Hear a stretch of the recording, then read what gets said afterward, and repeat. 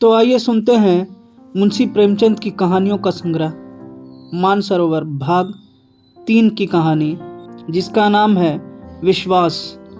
उन दिनों मिस जोशी बम्बई सभ्य समाज की राधिका थी तो वह एक छोटी सी कन्या पाठशाला की अध्यापिका, पर उसका ठाठ बाट मान सम्मान बड़ी बड़ी धन रानियों को भी लज्जित करता था। वह एक बड़े महल में रहती थी जो किसी जमाने में सतारा के महाराज का निवास स्थान था। वहाँ सारे दिन नगर के रईसों, राजों, राजकर्मचारियों का तांता लगा रहता था। वह सारे प्रांत के धन और कीर्ति के उपासकों की देवी थी। अगर किसी को खिताब का खब्त था तो वह मिस जोशी की खुशामद करता था। किसी को अपने या संबंधी के लिए कोई अच्छा ओहदा दिलाने की धुन थी तो वह मिस जोशी की आराधना करता था। सरकारी इमारतों के ठीके, नमक, शराब, अफीम आदि सरकारी चीज़ों के ठीके, लोहे, लकड़ी, कल, पुर्जे आदि के ठीके सब मिस जोशी ही के हाथों में थे। जो कुछ करती थी वही करती थी, जो कुछ होता था उसी के हाथों होता था। जिस वक्त वह अपनी अरबी घोड़ों की फिटन पर सैर करने निकलती तो रईसों की सवारियां आप ही आप रास्ते से हट जाती थी। बड़े दुकानदार खड़े हो होकर सलाम करने लगते थे। वह रूपवती थी, लेकिन नगर में उससे बढ़कर रूपवती रमणियां भी थी। वह सुशिक्षिता थी, वाक् चतुर थी, गाने में निपुण, हंसती तो अनोखी छवि से, बोलती तो निराली घटा से, ताकती तो बाकी चितवन से। लेकिन इन गुणों में उसका एकाधिपत्य न था। उसकी प्रतिष्ठा, शक्ति और कीर्ति का कुछ और ही रहस्य था। सारा नगर ही नहीं, सारे प्रांत का बच्चा जानता था कि बम्बई के गवर्नर मिस्टर जौहरी मिस जोशी के बिना दामों के गुलाम है। मिस जोशी की आंखों का इशारा उनके लिए नादिर शाही हुक्म है। वह थिएटरों में, दावतों में, जलसों में मिस जोशी के साथ साये की भांति रहते हैं और कभी कभी उनकी मोटर रात के सन्नाटे में मिस जोशी के मकान से निकलती हुई लोगों को दिखाई देती है। इस प्रेम में वासना की मात्रा अधिक है या भक्ति की, यह कोई नहीं जानता।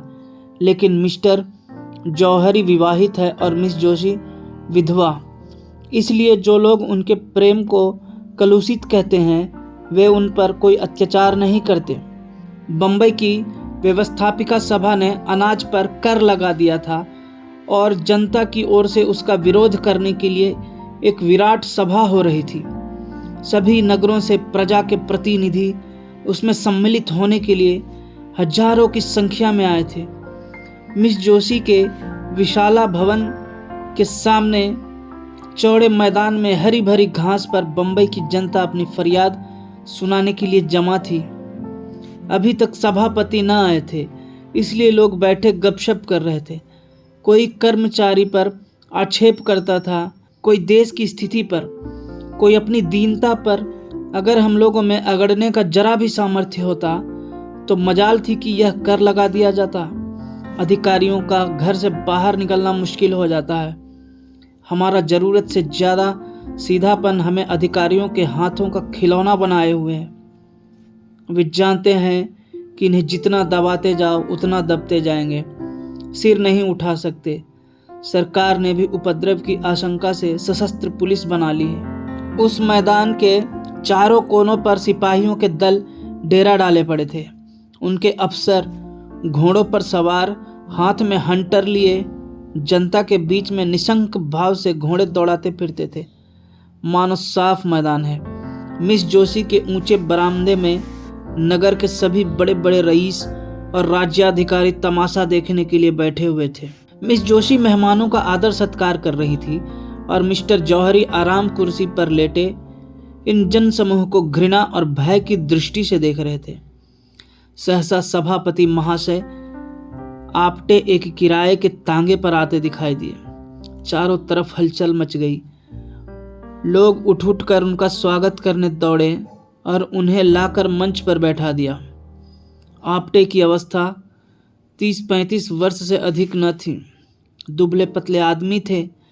मुख पर चिंता का गाढ़ा रंग चढ़ा हुआ था।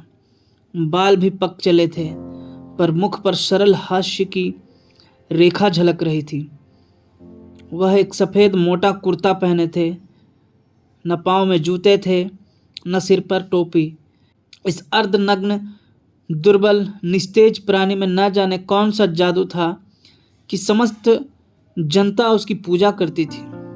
उसके पैरों में न जाने कौन सा जादू था कि समस्त जरत उसकी पूजा करती थी, उसके पैरों पर सिर रगड़ती थी।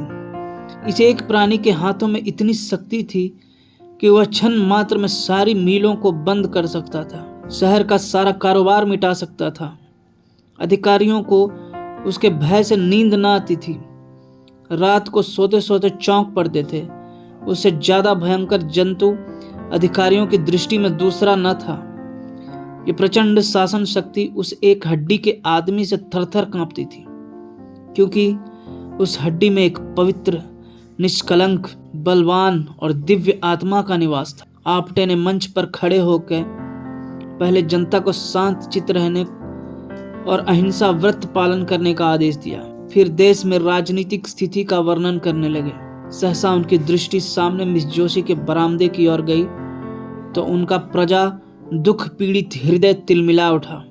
यहाँ अगणित प्राणी अपनी विपत्ति की फरियाद सुनने के लिए जमा थे, और वहाँ मेजों पर चाय और बिस्कुट, मेवे और फल, बर्फ और शराब की रेल पेल थी। वे लोग इन अभागों को देख देख हंसते और तालियां बजाते थे। जीवन में पहली बार आपटे की जबान काबू से बाहर हो गई। मेघ की भांति गरज कर बोले, इधर तो हमारे भाई दाने दाने को मोहताज हो रहे हैं, उधर अनाज पर कर लगाया जा रहा है, केवल इसलिए कि राज कर्मचारियों के हलवे पूरी में कमी न हो। जो देश के राजा हैं, जो छाती फाड़ कर धरती से धन निकालते हैं, भूखों मरते हैं, और वे लोग जिन्हें हमने अपने सुख और शांति की व्यवस्था करने के लिए रखा है, हमारे स्वामी बने हुए शराबों की बोतलें उड़ाते हैं। कितनी अनोखी बात है कि स्वामी भूखों मरे और सेवक शराब उड़ाए, मेवे खाए और इटली और स्पेन की मिठाइयाँ चले। यह किसका अपराध है? क्या सेवकों का? नहीं, कदापि नहीं।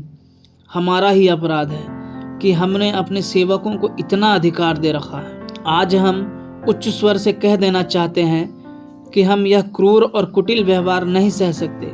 यह हमारे लिए असह्य है कि हम और हमारे बाल बच्चे दानों को तरसे और कर्मचारी लोग विलास में डूबे हुए हमारे करुण क्रंदन की जरा भी परवाह न करते हुए विहार करें।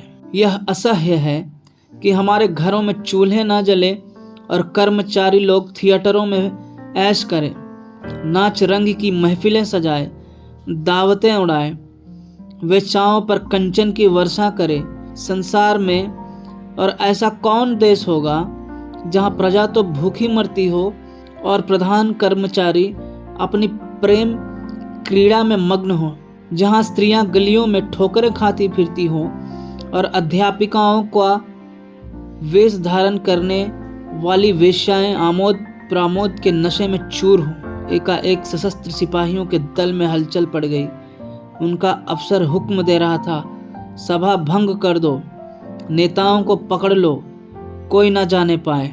यह विद्रोहात्मक व्याख्यान है। मिस्टर जौहरी ने पुलिस के अफसर को इशारे पर बुलाकर कहा, और किसी को गिरफ्तार करने की जरूरत नहीं, आपटे ही को पकड़ो, वही हमारा शत्रु है। पुलिस ने डंडे चलाने शुरू किए और कई सिपाहियों के साथ जाकर अफसर ने आपटे को गिरफ्तार कर लिया। जनता ने त्योरियां बदली। अपने प्यारे नेता को यूं गिरफ्तार होते देख कर उनका धैर्य हाथ से जाता रहा। लेकिन उसी वक्त आपटे की ललकार सुनाई दी, तुमने अहिंसा व्रत लिया है, और अगर किसी ने उस व्रत को तोड़ा तो उसका दोष मेरे सिर होगा। मैं तुमसे सविनय अनुरोध करता हूँ कि अपने अपने घर जाओ। अधिकारियों ने वही किया जो हम समझते थे। इस सभा से हमारा जो उद्देश्य था वह पूरा हो गया।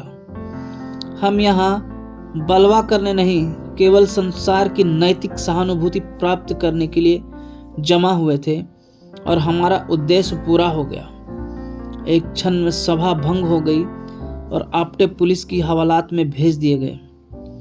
मिस्टर जौहरी ने कहा, बच्चा बहुत दिनों के बाद पंजे में आए हैं। राजद्रोह का मुकदमा चलाकर कम से कम 10 साल के लिए अंडमान भेजूंगा। मिस जोशी, इससे क्या फ़ायदा? क्यों?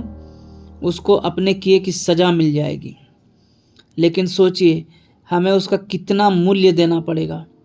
अभी जिस बात को गिने गिनाए लोग जानते हैं वह सारे संसार में फैलेगी और हम कहीं मुंह दिखाने लायक नहीं रहेंगे।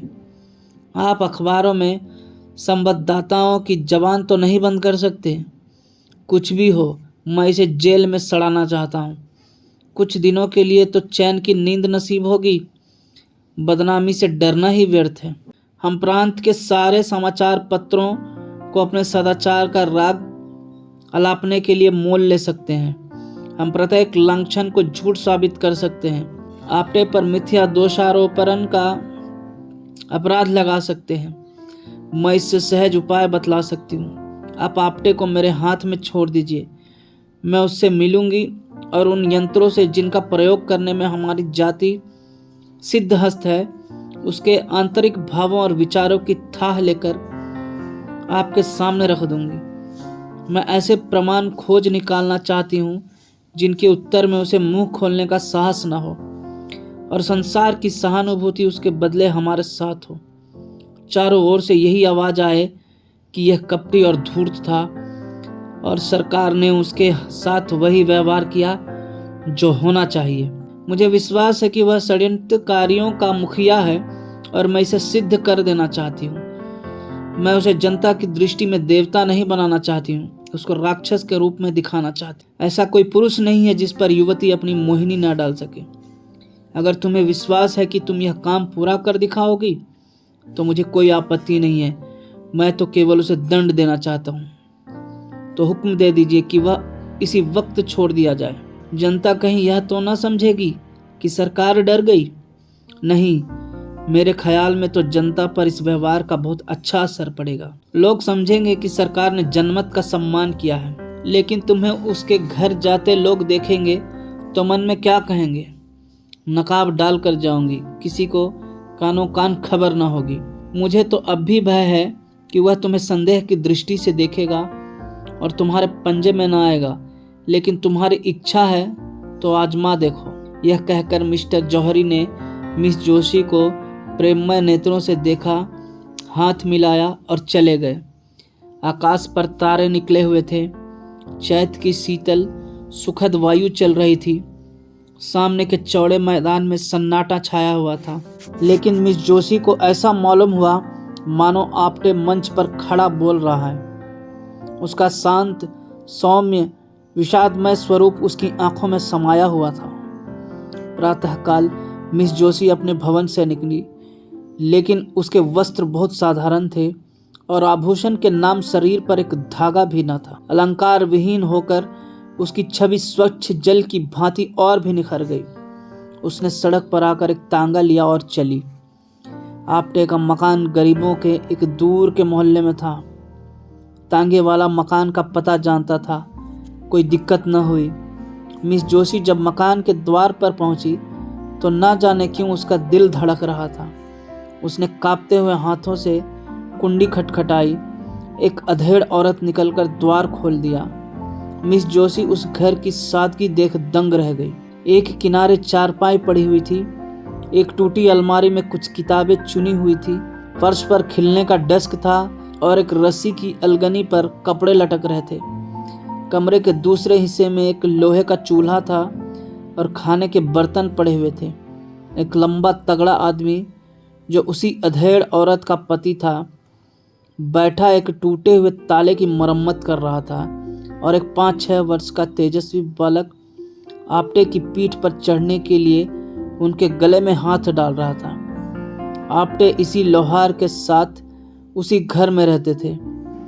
समाचार पत्रों के लेख लिखकर जो कुछ मिलता उसे दे देते और उस भांति गृह प्रबंध की चिंताओं से छुट्टी पाकर जीवन व्यतीत करते थे। मिस जोशी को देखकर आपटे जरा चौंके, फिर खड़े होकर उनका स्वागत किया और सोचने लगे कि कहाँ बैठा हूँ। अपनी दरिद्रता पर आज उन्हें जितनी लाज आई उतनी और कभी ना आई थी। मिस जोशी उनका असमंजस देखकर चारपाई पर बैठ गई और जरा रुखाई से बोली, मैं बिना बुलाए आपके यहाँ आने के लिए क्षमा मांगती हूँ, किंतु काम ऐसा जरूरी था कि मेरे आए बिना पूरा ना हो सकता। क्या मैं 1 मिनट के लिए आपसे एकांत में मिल सकती हूँ? आपटे ने जगन्नाथ की ओर देखकर कमरे से बाहर चले जाने का इशारा किया। उसकी स्त्री भी बाहर चली गई, केवल बालक रह गया। वह मिस जोशी की ओर बार बार उत्सुक आंखों से देखता था, मानो पूछ रहा हो कि तुम आपटे दादा की कौन हो। मिस जोशी ने चारपाई से उतरकर जमीन पर बैठते हुए कहा, आप कुछ अनुमान कर सकते हैं कि इस वक्त क्यों आई हूँ? आपटे ने झेपते हुए कहा, आपकी कृपा के सिवा और क्या कारण हो सकता है? मिस जोशी, नहीं, संसार इतना उदार नहीं हुआ कि आप जिसे गालियां दें वह आपको धन्यवाद दें। आपको याद है कि कल आपने अपने व्याख्यान में मुझ पर क्या क्या आक्षेप किए थे। मैं आपसे जोर देकर कहती हूँ कि वे आक्षेप करके आपने मुझ पर घोर अत्याचार किया है। आप जैसे सहृदय, शीलवान, विद्वान आदमी से मुझे ऐसी आशा न थी। मैं अबला हूँ, मेरी रक्षा करने वाला कोई नहीं है। क्या आपको उचित था कि एक अबला पर मिथ्यारोपण करें? अगर मैं पुरुष होती तो आपसे ड्यूल खेलने के का आग्रह करती। अबला हूँ, इसलिए आपकी सज्जनता को स्पर्श करना ही मेरे हाथ में है। आपने मुझ पर जो लांछन लगाए हैं वे स्वर्था निर्मूल हैं। आपने ने दृढ़ता से कहा, अनुमान तो बाहरी प्रमाणों से ही किया जाता है। मिस जोशी, बाहरी प्रमाणों से आप किसी के अंतस्थल की बात नहीं जान सकते। आपटे, जिसका भीतर बाहर एक न हो उसे देखकर भ्रम में पड़ जाना स्वाभाविक है। मिस जोशी, हाँ, तो वह आपका भ्रम है और मैं चाहती हूं कि आप उस कलंक को मिटा दे जो आपने मुझ पर लगाया है। आप इसके लिए प्रायश्चित करेंगे? आपटे, अगर ना करूं तो मुझसे बड़ा दुर्मात्मा संसार में ना होगा। मिस जोशी, आप मुझ पर विश्वास करते हैं? आपटे, मैंने आज तक किसी रमणी पर विश्वास नहीं किया। मिस जोशी, क्या आपको यह संदेह हो रहा है कि मैं आपके साथ कौशल कर रही हूँ? आपटे ने मिस जोशी की ओर अपने सजल सरल नेत्रों से देखकर कहा, भाई जी, मैं गवार और अशिष्ट प्राणी हूँ, लेकिन नारी जाति के लिए मेरे हृदय में जो आदर है वह श्रद्धा से कम नहीं है जो मुझे देवताओं पर है। मैंने अपनी माता का मुख नहीं देखा, यह भी नहीं जानता कि मेरे पिता कौन था, किंतु जिस देवी के दया वृक्ष की छाया में मेरा पालन पोषण हुआ उनकी प्रेम मूर्ति आज तक मेरी आंखों के सामने है और नारी के प्रति मेरी भक्ति को सजीव रखे हुए हैं। मैं उन शब्दों को मुंह से निकालने के लिए अत्यंत दुखी और लज्जित हूँ जो आवेश में निकल गए, और मैं आज ही समाचार पत्रों में खेद प्रकट करके आपसे क्षमा की प्रार्थना करूंगा। मिस जोशी का अब तक अधिकांश स्वार्थी आदमियों ही से साबिका पड़ा था, जिनके चिकने चुपड़े शब्दों में मतलब छुपा हुआ था। आपटे के सरल विश्वास पर उसका चित्त आनंद से गदगद हो गया। शायद वह गंगा में खड़ी होकर अपने अन्य मित्रों से यह कहती तो उसके फैशनेबल मिलने वालों में से किसी को उस पर विश्वास न आता। सब मुंह के सामने तो हाँ हाँ करते, पर बाहर निकलते उसका मजाक उड़ाना शुरू करते। उन कपटी मित्रों के सम्मुख यह आदमी था जिसके एक एक शब्द में सच्चाई झलक रही थी, जिसके शब्द अंतस्थल से निकलते हुए मालूम होते थे। आपटे उसे चुप देखकर किसी और ही चिंता में पड़े हुए थे। उन्हें भय हो रहा था, अब मैं चाहे कितना क्षमा मांगू, मिस जोशी के सामने कितनी सफाइयां पेश करूं, मेरे आक्षेपों का असर कभी ना मिटेगा। इस भाव ने अज्ञात रूप से उन्हें अपने विषय की गुप्त बातें कहने की प्रेरणा की, जो उन्हें उसकी दृष्टि में लघु बना दे, जिससे वह भी उन्हें नीच समझने लगे। उसको संतोष हो जाए कि यह भी कलुषित आत्मा है। बोले, मैं जन्म से अभागा हूँ, माता पिता का तो मुंह ही देखना नसीब न हुआ। जिस दयाशील महिला ने मुझे आश्रय दिया था वह भी मुझे 13 वर्ष की अवस्था में अनाथ छोड़कर परलोक सिधार गई। उस समय मेरे सिर पर जो कुछ बीती उसे याद करके इतनी लज्जा आती है कि किसी को मुंह न दिखाऊं।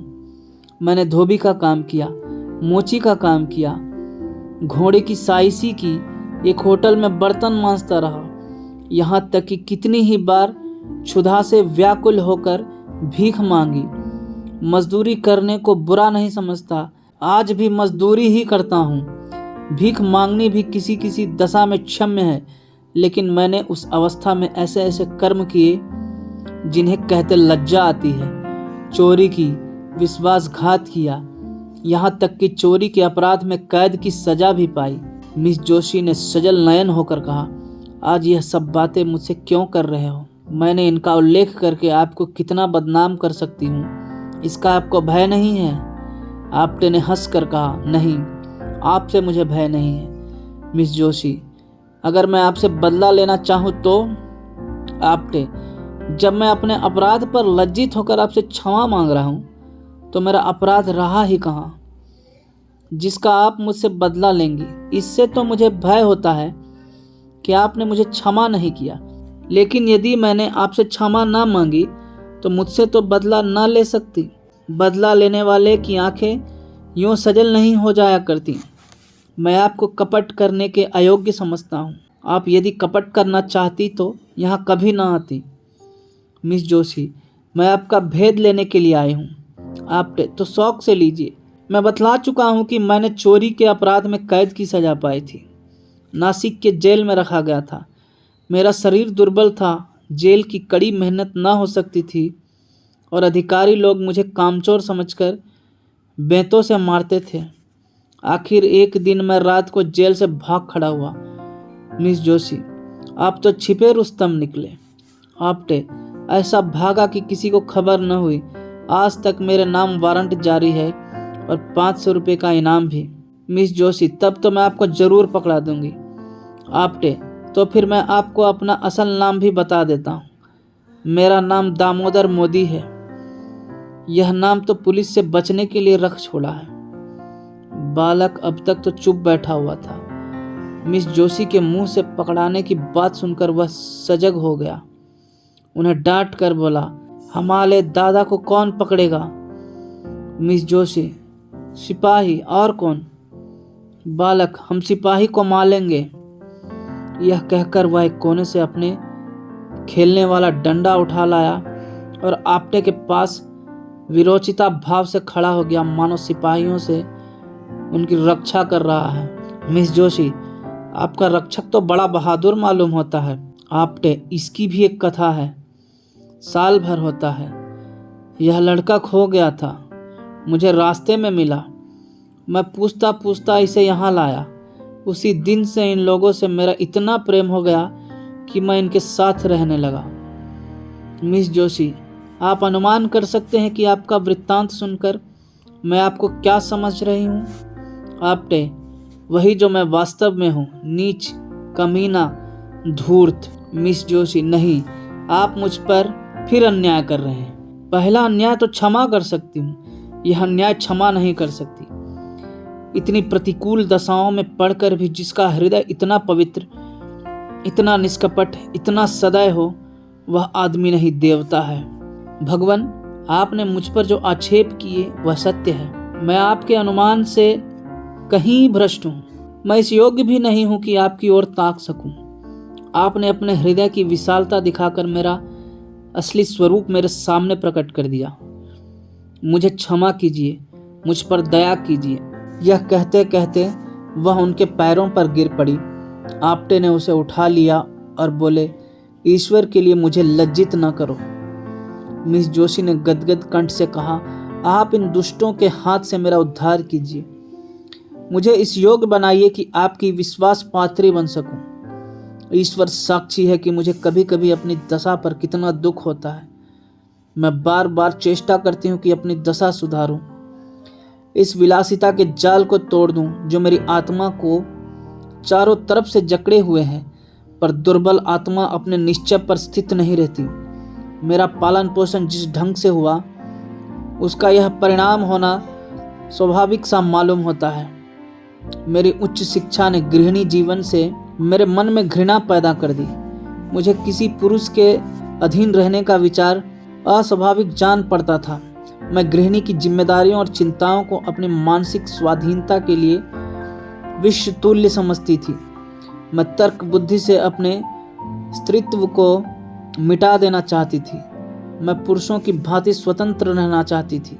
क्यों किसी की पाबंद होकर रहूं? क्यों अपनी इच्छाओं को किसी व्यक्ति के सांचे में ढालूं? क्यों किसी को यह अधिकार दूं कि तुमने यह क्यों किया, वह क्यों किया? दाम्पत्य मेरी निगाह में तुच्छ वस्तु थी। अपने माता पिता की आलोचना करना मेरे लिए उचित नहीं। ईश्वर उन्हें सद्गति दे। उनकी राय किसी बात पर न मिलती थी। पिता विद्वान थे, माता के लिए काला अक्षर भैंस बराबर था। उनमें रात दिन वाद विवाद होता रहता था। पिताजी ऐसी स्त्री से विवाह हो जाना अपने जीवन का सबसे बड़ा दुर्भाग्य समझते थे। वह यह कहते कभी ना थकते थे कि तुम मेरे पांव की बेड़ी बन गई, नहीं तो मैं ना जाने कहाँ उड़कर पहुंचा होता। उनके विचार में सारा दोष माता की अशिक्षा के सिर था। वह अपनी एकमात्र पुत्री को मूर्ख माता से संसर्ग से दूर रखना चाहते थे। माताजी कभी मुझसे कुछ कहती तो पिताजी उन पर टूट पड़ते। तुमसे कितनी बार कह चुका हूं कि लड़की को डांटो मत, वह स्वयं अपना भला बुरा सोच सकती है। तुम्हारे डांटने से उसके आत्मसम्मान को कितना धक्का लगेगा यह तुम नहीं जान सकती।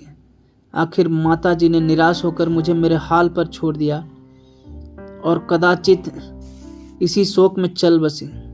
अपने घर की अशांति देखकर मुझे विवाह से और भी घृणा हो गई। सबसे बड़ा असर मुझ पर मेरे कॉलेज की लेडी प्रिंसिपल का हुआ, जो स्वयं अविवाहित थी। मेरा तो अब यह विचार है कि युवकों की शिक्षा का भार केवल आदर्श चरित्रों पर रखना चाहिए। विलास में रत कॉलेजों के शौकीन प्रोफेसर विद्यार्थियों पर कोई अच्छा असर नहीं डाल सकते। मैं इस वक्त ऐसी बात आपसे कह रही हूँ, पर अभी घर जाकर यह सब भूल जाऊंगी। मैं जिस संसार में हूँ उसकी जलवायु ही दूषित है। वहाँ सभी मुझे कीचड़ में लथपथ देखना चाहते हैं। मेरे विलासासक्त रहने में ही उनका स्वार्थ है। आप वह पहले आदमी हैं जिसने मुझ पर विश्वास किया है, जिसने मुझसे निष्कपट व्यवहार किया है। ईश्वर के लिए अब मुझे भूल ना जाइएगा। आप्टे ने मिस जोशी की ओर वेदनापूर्ण दृष्टि से देखकर कहा, अगर मैं आपकी कुछ सेवा कर सकूं तो यह मेरे लिए सौभाग्य की बात होगी। मिस जोशी, हम सब मिट्टी के पुतले हैं, कोई निर्दोष नहीं। मनुष्य बिगड़ता है तो परिस्थितियों से या पूर्व संस्कारों से। परिस्थितियों का त्याग करने से ही बच सकता है। संस्कारों से गिरने वाले मनुष्य का मार्ग इससे कहीं कठिन है। आपकी आत्मा सुंदर और पवित्र है, केवल परिस्थितियों ने उसे कोहरे की भांति ढक लिया है। अब विवेक का सूर्य उदय हो गया है। ईश्वर ने चाहा तो कोहरा भी हट जाएगा, लेकिन सबसे पहले उन परिस्थितियों का त्याग करने को तैयार हो जाइए। मिस जोशी, यही आपको करना होगा। आप्टे ने चुभती हुई निगाहों से देखकर कहा, वैद्य रोगी को जबरदस्ती दवा पिलाता है। मिस जोशी, मैं सब कुछ करूंगी। मैं कड़वी से कड़वी दवा पीऊंगी यदि आप पिलाएंगे। कल आप मेरे घर आने की कृपा करेंगे शाम को?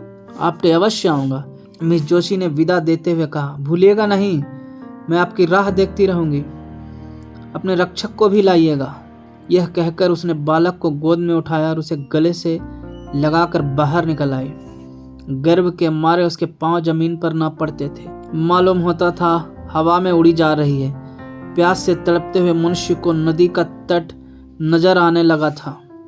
दूसरे दिन प्रातःकाल मिस जोशी ने मेहमानों के नाम दावती कार्ड भेजे और उत्सव मनाने की तैयारियां करने लगी। मिस्टर आप्टे के सम्मान में पार्टी दी जा रही थी। मिस्टर जौहरी ने कार्ड देखा तो मुस्कुराए। अब महाशय इस जाल से बचकर कहाँ जाएंगे। मिस जोशी ने उन्हें फंसाने के लिए यह अच्छी तरकीब निकाली। इस काम में निपुण मालूम होती है। मैंने समझा था आप्टे चालाक आदमी होगा, मगर इन आंदोलनकारी विद्रोहियों को बकवास करने के सिवा और क्या सूझ सकती है। 4 ही बजे मेहमान लोग आने लगे। नगर के बड़े बड़े अधिकारी, बड़े बड़े व्यापारी, बड़े बड़े विद्वान, समाचार पत्रों के संपादक अपनी अपनी महिलाओं के साथ आने लगे। मिस जोशी ने आज अपने अच्छे से अच्छे वस्त्र और आभूषण निकाले हुए थे। जिधर निकल जाती थी मालूम होता था अरुण प्रकाश की छटा चली आ रही है। भवन में चारों ओर सुगंध की लपटें आ रही थी और मधुर संगीत की ध्वनि हवा में गूंज रही थी। 5 बजते बजते मिस्टर जौहरी आ पहुंचे और मिस जोशी से हाथ मिलाते हुए मुस्कुरा कर बोले, जी चाहता है तुम्हारे हाथ चूम लूं। अब मुझे विश्वास हो गया है कि यह महाशय तुम्हारे पंजे से नहीं निकल सकती। मिसेज पेटिट बोली, मिस जोशी दिलों का शिकार करने के लिए ही बनाई गई है। मिस्टर सोराब जी, मैंने सुना है आपटे बिल्कुल गंवार सा आदमी है। मिस्टर भरूचा, किसी यूनिवर्सिटी में शिक्षा ही नहीं पाई, सभ्यता कहाँ से आती। मिस्टर भरूचा, आज उसे खूब बनाना चाहिए। महंत वीरभद्र दाढ़ी के भीतर से बोले, मैंने सुना है नास्तिक वर्णाश्रम धर्म का पालन नहीं करता। मिस जोशी, नास्तिक तो मैं भी हूँ, ईश्वर पर मेरा भी विश्वास नहीं है। महंत, आप नास्तिक हो, पर आप कितने ही नास्तिकों को आस्तिक बना देती हैं। मिस्टर जौहरी, आपने लाख की बात कही महंत जी। मिसेज भरूचा, क्यों महंत जी, आपको मिस जोशी ही ने आस्तिक बनाया है क्या। सहसा आपटे लोहार के बालक की उंगली पकड़े हुए भवन में दाखिल हुए। वह पूरे फैशनेबल रईस बने हुए थे। बालक भी किसी रईस का लड़का मालूम होता था।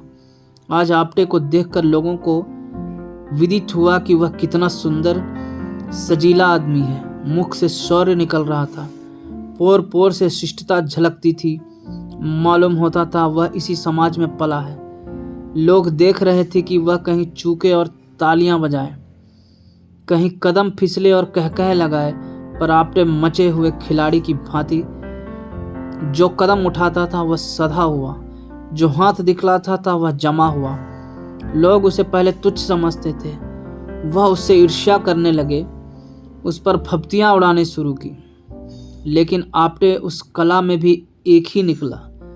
बात मुंह से निकली और उसने जवाब दिया, पर उसके जवाब में मालिन्य या कटुता का लेस भी न होता था।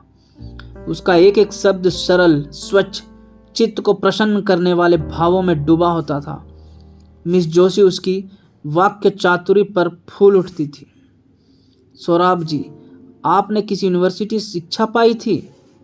आपटे, यूनिवर्सिटी में शिक्षा पाई होती तो आज मैं भी शिक्षा विभाग का अध्यक्ष होता। मिसेज भरूचा, मैं तो आपको भयंकर जंतु समझती थी। आपटे ने मुस्कुरा कर कहा, आपने मुझे महिलाओं के सामने न देखा होगा। सहसा मिस जोशी अपने सोने के कमरे में गई और अपने सारे वस्त्राभूषण उतार फेंके। उसके मुख से शुभ्र संकल्प का तेज निकल रहा था। नेत्रों से दबी ज्योति प्रस्फुटित हो रही थी, मानो किसी देवता ने उसे वरदान दिया हो। उसने सजे हुए कमरे को घृणा से देखा, अपने आभूषणों को पैरों से ठुकरा दिया और एक मोटी साफ साड़ी पहनकर बाहर निकली। आज प्रातः काल ही उसने यह साड़ी मंगा ली थी। उसे इस नए वेश में देखकर सब लोग चकित हो गए। काया पलट कैसी! सहसा किसी की आंखों को विश्वास न आया, किंतु मिस्टर जौहरी बगले बजाने लगे। मिस जोशी ने इसे फंसाने के लिए कोई नया स्वांग रचा है। मित्रों, आपको याद है परसों महाशय आपटे ने मुझे कितनी गालियां दी थी। यह महाशय खड़े हैं, आज मैं इन्हें इस दुर्व्यवहार का दंड देना चाहती हूँ। मैं कल इनके मकान पर जाकर इनके जीवन के सारे गुप्त रहस्यों को जान आई। यह जो जनता की भीड़ गरजते फिरते हैं, मेरे एक ही निशाने पर गिर पड़े। मैं उन रहस्यों के खोलने में अब विलंब न करूंगी। आप लोग अधीर हो रहे होंगे। मैंने जो कुछ देखा वह इतना भयंकर है कि उसका वृत्तांत सुनकर शायद आप लोगों को मूर्छा आ जाएगी। अब कुछ लेस मात्र भी संदेह नहीं है कि यह महाशय पक्के देशद्रोही हैं। मिस्टर जौहरी ने ताली बजाई और तालियों से हॉल गूंज उठा। मिस जोशी, लेकिन राज के द्रोह नहीं, अन्याय के द्रोही, दमन के द्रोही, अभिमान के द्रोही। चारों ओर सन्नाटा छा गया। लोग विस्मित होकर एक दूसरे की ओर ताकने लगे। मिस जोशी, गुप्त रूप से शस्त्र जमा किए हैं और गुप्त रूप से हत्याएं की हैं।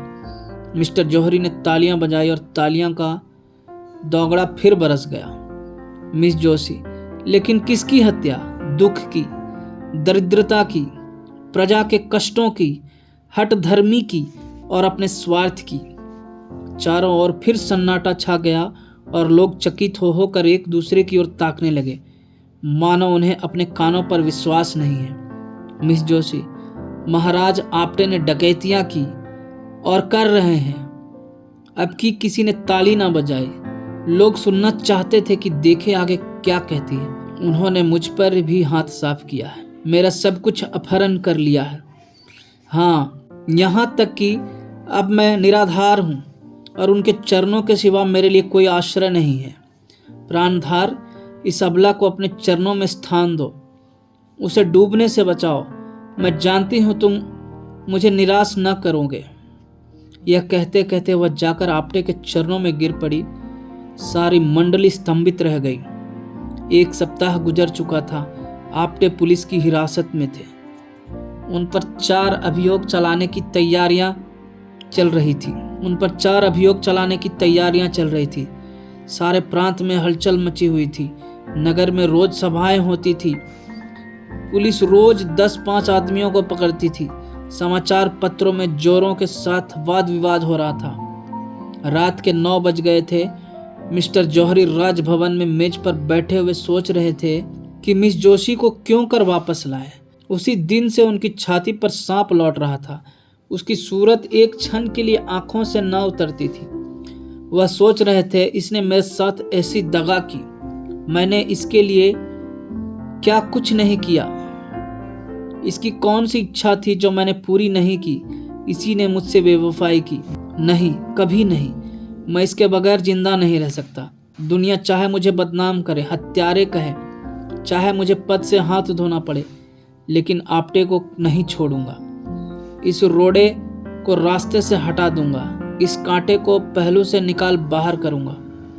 सहसा कमरे का दरवाजा खुला और मिस जोशी ने प्रवेश किया। मिस्टर जौहरी हकबकाकर कुर्सी पर से उठ खड़े हुए। यह सोच रहे थे कि शायद मिस जोशी ने निराश होकर मेरे पास आई है। कुछ रुके, लेकिन नम्र भाव से बोले, आओ बाला, तुम्हारी याद में बैठा था। तुम कितनी ही बेवफाई करो, पर तुम्हारी याद मेरे दिल से नहीं निकल सकती। मिस जोशी, आप केवल जबान से कहते हैं। मिस्टर जौहरी, क्या दिल चीर कर दिखा दूं? मिस जोशी, प्रेम प्रतिकार नहीं करता, प्रेम में दुराग्रह नहीं होता। आप मेरे खून के प्यासे हो रहे हैं, उस पर भी आप कहते हैं मैं तुम्हारी याद करता हूँ। आपने मेरे स्वामी को हिरासत में डाल रखा है। यह प्रेम है। आखिर आप मुझसे क्या चाहते हैं? अगर आप समझ रहे हो कि इन शक्तियों से डर कर मैं आपकी शरण आ जाऊंगी, तो आपका भ्रम है। आपको अख्तियार है कि आपटे को काले पानी भेज दें, फांसी चढ़ा दें, लेकिन इसका मुझ पर कोई असर न होगा। वह मेरे स्वामी हैं, मैं उनको अपना स्वामी समझती हूँ। उन्होंने अपनी विशाल उदारता से मेरा उद्धार किया। आप मुझे विषय के फंदों में फंसाते थे, मेरी आत्मा को कलुषित करते थे। कभी आपको यह ख्याल आया कि इसकी आत्मा पर क्या बीत रही होगी? आप मुझे आत्मशून्य समझते थे। इस देव पुरुष ने अपनी निर्मल स्वच्छ आत्मा के आकर्षण से मुझे पहली ही मुलाकात में खींच लिया। मैं उसकी हो गई और मरते दम तक उसकी ही रहूंगी। उस मार्ग से अब आप हटा नहीं सकते। मुझे एक सच्ची आत्मा की जरूरत थी, वह मुझे मिल गई। उसे पाकर अब तीनों लोक की संपदा मेरी आंखों में तुच्छ है। मैं उनके वियोग में चाहे प्राण दे दूं, पर आपके काम नहीं आ सकती। मिस्टर जौहरी, मिस जोशी, प्रेम उदार नहीं होता, क्षमाशील नहीं होता। मेरे लिए तुम सर्वस्व हो, जब तक मैं समझता हूँ कि तुम मेरी हो। अगर तुम मेरी नहीं हो सकती, तो मुझे इसकी क्या चिंता हो सकती है कि तुम किस दशा में हो। मिस जोशी, यह आपका अंतिम निर्णय है? मिस्टर जौहरी, अगर मैं कह दूं कि हाँ तो? मिस जोशी ने सीने से पिस्तौल निकालकर कहा, बोलिए, यह आपका अंतिम निर्णय निश्चय है? तो पहले आपकी लाश जमीन पर फड़कती होगी और आपके बाद मेरी। यह कहकर मिस जोशी ने जौहरी की तरफ पिस्तौल सीधा किया। जौहरी कुर्सी से उठ खड़े हुए और मुस्कुरा कर बोले, क्या तुम मेरे लिए कभी इतना साहस कर सकती थी? जाओ, तुम्हारा आपटे तुम्हें मुबारक हो। उस पर से अभियोग उठा लिया जाएगा। पवित्र प्रेम में ही यह साहस है। अब मुझे विश्वास हो गया है कि तुम्हारा प्रेम पवित्र है। अगर कोई पुराना पापी भविष्यवाणी कर सकता है, तो मैं कहता हूँ वह दिन दूर नहीं है जब तुम इस भवन की स्वामिनी होगी। आपटे ने मुझे प्रेम के क्षेत्र में नहीं, राजनीति के क्षेत्र में भी परास्त कर दिया। सच्चा आदमी एक मुलाकात में ही जीवन बदल सकता है, आत्मा को जगा सकता है और अज्ञान को मिटाकर प्रकाश की ज्योति फैला सकता है। यह आज सिद्ध हो गया। धन्यवाद।